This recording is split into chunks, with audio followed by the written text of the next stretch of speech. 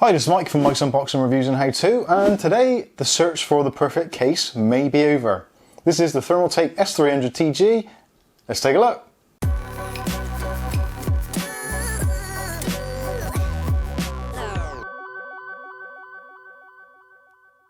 Okay, so today we're going to be taking a look at the Thermaltake S300 TG. Now this is available in two colours, the black and also there is a snow white as well. Depending on which one you prefer. Obviously, slight difference in price. At the moment in the UK, the black version just under £80 and the white version just slightly under £90. So you've got the choices there. As the models become available throughout the rest of Europe and also across the pond, all that kind of thing, I will be putting affiliated links in the description below so you can check out the current prices for yourselves. But at the moment, at £80, this looks like a fantastic value for money case. Suitable for pretty much every builder, whether you're an extreme enthusiast and you want to go crazy with water cooling, or if you're just a video editor and you just want a nice, quiet, flexible PC chassis to put all your hardware in, this is going to be right up your street. So this is a class chassis, no doubt. Now it actually has been awarded by Thermaltake two of their valued or prestigious awards. That is the LCS stamp. So this is liquid cooling supported, so this is designed for extreme water cooling, should you feel the need. And it's also part of the TTPremium range, which is Thermaltake's high-end cases, which are built with quality manufacturing in mind, all those kinds of things. So you're not going to have any creaky or wobbly panels inside this one. This thing is built to last, and it is built like a tank, let me tell you. So let's take a look around this chassis now. As you can see, the side panel has a 4mm tempered glass side panel, which is a slight smoke tint, borderline clear. There's not much of a tint to it at all, so you are going to be able to see your components in there quite easily. The case itself is, I would class as a mid-tower chassis. It's not a full tower, it's slightly less than that. And pretty much everything in here is held on with either screws or thumb screws and is about as modular as you could possibly get in a computer chassis. So let's take the side panel off so we can get rid of some of the reflections and also so you can see what is inside. So we've got our tempered glass panel, as you can see, slight smoke tint to it, and it's also got this very, very strong metal bracing all around the outsides, so that's going to keep that nice and safe. Moving around to the inside now, this is got cooling in mind, definitely. There is so much cooling and so much ventilation, it's actually quite scary how much ventilation there is. And it's all covered with either removable or magnetic mesh as well, so it's going to keep all your dust and debris out. You've got no issues there. So where do we start? Let's start from the front panel. So the front panel, we've got this nice ventilated mesh on the side panel, and this panel is absolutely ridiculously over-engineered for what it is. This is one solid slab of metal. So if I just take this front panel off, and you can see this is a heavy-duty solid steel panel. It is probably about getting on for almost a quarter, maybe a third of the weight of the case itself. This is so solid, but what this means for you users, depending on what fans you put in the front here, this is going to be severely noise reduced. This is going to prevent noise leakage, all that kind of stuff. Basically, sound deadening pad made out of metal. Fantastic job. And as you can see on the side, we've got this really full length mesh all the way down on both sides to prevent dust getting into the case. Good start. So while we've got the front panel off, let's spin the front round so you can actually see what is going on here. So as you can see, the front is very open indeed. And we've got mounting areas for either two 200mm fans, three 140mm fans, or three 120mm fans. You could obviously play around with combinations of those, but that is what they're listing in the manual. And you've got plenty of punch outs and holes and variations here to go crazy with your cooling. So moving back round to the inside. Now the inside is huge. It's like a cavern in there. There's so much space. And what we see here, we've got this kind of half-size shroud for the PSU, which is completely modular and is removable, so that can all come out. You've also got a hard drive rack, which again, modular, completely removable, and comes with these nice plastic sleds, which you can use if you wanted to. So again, you can put a lot of stuff in here. I counted about 8 different locations for mounting drives in here, both 3.5 inch and 2.5 inch drives. Not to mention what you can store actually on your board itself with NVMe. So loads and loads of storage on here. So this is a video editor's dream come true, it really is. But saying that, if you want to go down the water cooling route, then you can remove this entire rack and use this as a really handy mounting area to mount a standalone pump or reservoir, which can stand up in this section here. There are mounting sections underneath, but we'll have a look at that a little bit later. But again, so much flexibility. Moving down a little bit further along, we've got this rack here, which is designed for installing graphics cards on. Now you're probably thinking, hang on, graphics cards go that way. Not in this case, they go both ways. So they've got a patented PCI Express port, so you can actually take out all of the bays, turn it around 90 degrees, so you can have it upside down, or whichever way you look at it, horizontal or vertical, all by changing about 6 screws. A couple of screws at the back, a couple of screws at the side. You can move the whole thing out, twist it around 90 degrees, and you can mount your graphics card how you see fit. Now there isn't a graphics card riser included in the kit, you will have to purchase that yourself, but everything else you need hardware wise is here. So you've got these removable little sleds which you can attach your PCI Express cable to. So you've got your mounting poles there to mount the cable to, and then you can put that back in. Now there's 2 of those enclosed, so if you wanted to use 2 graphics cards in that orientation, you can do. Again, the choice is entirely up to you. This is a extremely flexible setup. Now, if for some reason you don't like the look of this at all and you want to remove it and you want a much cleaner look, this whole section will come out. Again, a couple of screws on the back, this all comes out. As does this shroud at the bottom. So if you've got a particularly nice power supply and you want to really show it off, and also your custom cables, you can remove this shroud and have this completely open. And again, if you take out the hard drive rack and this, you have a massive, massive section here at the bottom where you can put water cooling components, lighting, pumps, reservoirs, whatever you want to do. There's so much room here. It's actually quite frightening. I'm trying to work out how I would actually feel this thing. Space-wise, I would say you're in a very similar position as what you would be with something like the Corsair 750D, which was a huge, huge case, which put off a lot of people because of its sheer physical size.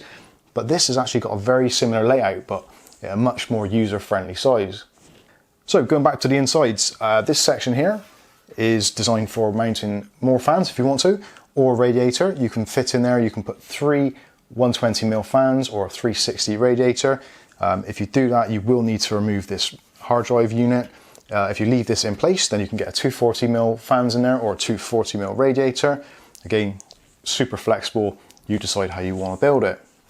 Next to that, you've got these handy cutouts which are all rounded off nicely. No rubber grommets in this thing, which I'm slightly sad to see, but recently I've found more and more so that when I'm doing wiring, grommets, as you're pushing cables through and more cables through, they either fall out or they're a pain and they don't look right. So actually, I'm actually coming around to the idea of not having grommets in a case anymore. So for me, that isn't a negative at all in any way. Moving across slightly more, we've got a massive cutout for your CPUs. So for water cooling or for back plates, that kind of thing. Nice, easy access across pretty much the entire width of the motherboard almost. So really nice to see that. There's some boards I've seen recently, or some cases rather, that I've seen where the cutout is in a kind of slightly odd place. So you can't quite pull the brackets off the back, which if you're building a system and you've got everything in, you don't want to take the whole motherboard out just to remove a back plate to change the CPU fan. Not good at all. So nice to see a nice big area there. And talking of area, actually, this is suitable for micro ATX, mini ITX if you see fit, or full-size ATX. All 3 of those will fit in there. Ideally, full-size ATX I think is going to be the best size. Extended ATX possibly would fit. There isn't actually mounting pillars alongside there, and that may interfere with some of your wiring. They don't actually recommend extended ATX, but I think you could probably squeeze it in there. Moving up to the top, the angled section at the top, there's a couple of punch outs there so you can run your cables through. In this area here for fans, etc. And in the corner area for your usual CPU power connectors, that kind of thing, or running fan cables through. Right at the very top, we've got a huge ventilated area, which also has a removable mesh filter. Again, on the top, we've got room for radiators, water cooling, whatever you set up to do. You can put 2 120mm fans in there or 2 140mm fans in there. And again, the same goes for radiators, 120 radiator, 240 radiator, or 280 radiator, combinations thereof. There's actually quite a nice gap between the top of the case and where your motherboard will be. So you're not going to be worrying about kind of squeezing your fingers in to connect up fan headers, that sort of thing. nice and well thought out there. And the removable filter on the top actually fits in quite nice and snugly and finishes off the top pretty nicely. Now on the top we've got our I/O button, so we've got a reset button, headset jack, a microphone, headphone, power LED, power button, which is a nice clicky button. Next to that you've got a pair of USB 2 ports and a single USB 3 port. Now that is the one thing which is kind of slightly detracting from this case getting the perfect case award. Just one USB on the top for the USB 3.0, which is a little bit lacking in my opinion. I would have liked to have seen a pair of them, or possibly even a USB Type-C. But again, I guess if they're trying to keep it to a certain price point, some things do have to be omitted. Although personally, I would have preferred to have seen just two USB 3.0s on the top, rather than the combination USB 2 and USB 3. But having said that, recently, the more I've been plugging into computers and finding, more times than not, all I'm plugging in is a removable flash drive for maybe a BIOS update, or maybe a set of headphones, that kind of thing, a microphone. Those sort of things don't really need USB Type 3, so I don't think it's that big a loss. Okay, so moving around to the rear of the case. So on the rear, you've got your usual layout for the I/O for your motherboard. Next to that, you've got space for a fan. It comes included with a fan. There's a single 1000 RPM fan, low noise edition. You can replace that with a 140mm or 120mm should you want to. Nice ventilated area there. Underneath, this is the section which is removable, so you can take off the back panel, which I'll just show you now, and a couple of screws, and you can rotate this. Although some of the screws have been put on pretty well at the factory, it seems. So you can remove this back section, and then all it takes is a couple more screws. So there's 4 screws that hold the whole thing in place.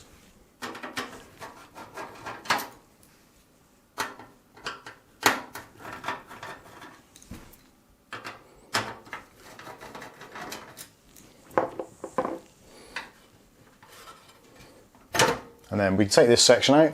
So this is removable, and then you can rotate it 90 degrees. So we had it in this section for having a vertical GPU. So if you want to go back to horizontal, just line that up and put the screws back in and you're good to go. Okay, so next up is the power supply basement area. So again, usual kind of deal for power supply.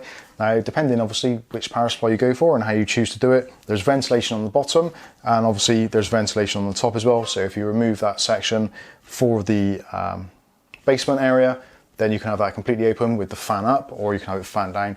Again, lots of flexibility there. So next up, we'll take a look at the back panel, or rear side panel. And as you can see, pretty plain, nothing going on there, very flat, no bumps or bulges going on there, which is nice to see some nice slick lines on this case. And again, thumb screws to remove the side panel. We've also got this nice mesh filter, which again, magnetic and removable, so you can leave it off if you want to. Another nice thing to see is this hexagonal mesh. I'm a big fan of the hexagonal mesh, much nicer than the rounded holes. So again, you don't have to use the filter if you don't want to, depending on how you're going to use that. If you're using it as an intake, I would suggest putting the filter on. But if you're using it as an exhaust, then you could reduce some of the the air restriction by removing that and having some free air coming straight out, which is really good. So let's take this side panel off. Again, all of this is made by nice, thick, sturdy steel. And now we can see inside the business section where we do all the wiring. So again, you've got options here for mounting fans down this section. You've got the hard drive bay here. Another 2 areas here for mounting SSDs or hard disk drives of the 2.5-inch drive size. So 2 removable caddies there. Unfortunately not on thumb screws, but again, not the end of the world. Chances are you're not going to be using the back part of this very often anyway, so quick release isn't really necessary. We've got this nice wiring loom which runs all through. Blacked out cables, apart from a little bit on the end, which is a little bit unfortunate, but again, not really a deal breaker. But certainly lots and lots of cable there to allow you to pass the cables through and make it all look very nice and neat. And speaking of which, plenty of punch outs. So we've got a couple up here, all running down the side. There's some punch outs here as well, specifically in this area for the hard drives, which is nice to see. So your SATA cables can be nicely routed, and all your other connections are going to be really well catered for. You've got another big section here which is all rounded off. So again, you can put your cables through from your power supply nice and easily. It really is a modder's case. There's lots and lots of flexibility here. I don't think there's anything you can't do with it. Maybe there is. So moving down to the bottom section. So here we have our sections here which are mesh filtered, so again removable filters. This is one of the other slight downsides. These are the kind of the flexible meshes rather than being on like a removable plastic caddy or tray. So these you do have to take off by hand. Being the fact that there's two individual ones makes things a little bit more awkward. But having said that, the feet do raise the system off the ground by nearly 2 inches, so you can quite easily get your hand underneath there to remove these should you need to. It's not going to be a real hassle. Again, it would have been really nice to see that on a removable tray, but there, you can't have it all. So while we're on this side, what we'll do is we'll remove some of these trays from the inside so you get an idea of what the basement section will look like when it is completely empty. I think it's just 2 screws there, 1 screw there, and if we want to remove the hard drive caddy as well, there's just 4 screws. Now the hard drive caddy itself actually barely touches the base of the chassis, so that is going to isolate some of the vibrational noise should you want to put 3.5-inch discs in there. The caddies themselves again are plastic, so that should absorb quite a lot of the vibration. So now we've released this section, the hard drive section. So again, the caddies actually is quite a neat release mechanism. So as you pull that out, it squeezes in and they pull out. So there you've got either 2.5-inch drive or 3.5-inch drive if you wanted to. And there's actually squeeze handles on the side as well to remove that. In this section here, that is the metal tray. And also again, on the top, there is also a removable caddy for your smaller 2.5-inch drives. So if you want to use one of those, you can do, you don't have to. Like I say, most of this is modular. It is actually slightly insane how modular it is. And in this section here, we've got all our mounting hardware. So there's an absolute ton of screws and a motherboard speaker as well. So if you get any posting issues, you can use that. There's actually a bunch of cable ties in there as well. And this little bag, I wasn't sure at first what it is, but this is actually a kind of like a stabilizing bar or riser for the graphics card section. So when you're using the graphics card on the vertical mode, you can use these in conjunction. So these will go underneath in this section, which you can screw on, so that will give support there. Then there's another one which you can attach, which will go there, which will support your graphics card also. So if you've got like a 2.5 size PCI Express fan on your graphics card and it's a little bit chunky, then you can use that just underneath, just as a support to stop it tilting forward or maybe tilting backwards. So just to give your graphics card that little bit more extra support. There's little things like that which they've thought out, which even though it's like extremely over engineered, actually you will find it will benefit you over time because you won't get card sag, you won't get everything sort of slightly creeping out of alignment. Again, if you're doing water cooling and you've got hard lines in there, you don't want to be moving things around. You don't want any movement to perhaps create a leak or something. So little things like this, good build quality and stable components are going to lead to a longer lifespan of your individual components. So that's a good thing. So let's take out the rest of these bits inside. So I think we've got another screw somewhere. Okay, so releasing that screw, then you can take out the vertical GPU bracket from the bottom. So again, if you're just maybe attaching the ribbon cable, extension ribbon cable, it makes it nice and easy because you can remove it and do it that way, or you can undo those. And again, if you don't want to use that at all, then you can leave it out altogether and have a slightly clearer area here. And now we can remove this section altogether. Again, this metal is really well made, it's very strong. So that's that removed as well. So now we've got a very, very open chassis. Hopefully you can see how open that actually is in there. That is a lot of room in there. So again, depending on what you want to do, if you've got a nice power supply in there and you've got this nice elaborate cabling which matches in with the colour of your water cooling equipment, this is awesome. It really is awesome. I'm genuinely looking forward to this, although I'm not going to go all out with an elaborate system in there to start with. I'm just going to do a rather sedate build in there just to see what it's like and to get a feel for it, and then make some plans to upgrade it at a later date. So there we go. I think that is pretty much everything. Sorry this video's dragged on for so long, but there is so many features in this case, it is quite terrifying how much of it there is to cover. But hopefully I've covered everything. If I haven't, please feel free to check out the links below, both for Thermaltake and also where you can buy it from. If you've got any comments or questions, feel free to put them in the section below. But in the meantime, I've been Mike. This is Mike's Unboxing Reviews and How To, and hopefully we'll catch you in the very next video. Thanks for watching.